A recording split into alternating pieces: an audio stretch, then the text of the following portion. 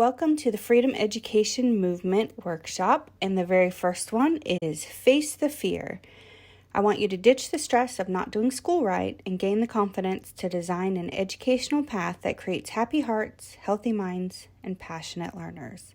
And the reason I titled this Face the Fear is because I believe we all have fears, and I don't think that we ever reach a point in our life, especially as parents, where there's not going to be some internal fears in our life about our kids. And so we can't get rid of the fears. We can't erase the fears.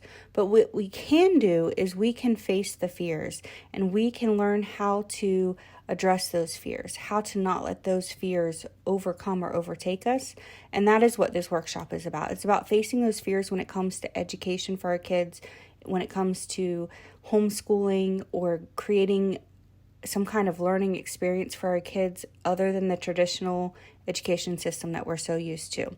So in this workshop, I want you to get ready, get excited, because you're going to be able to face the fears so that you can do what you need to do and become who you need to be a champion for your kids' education.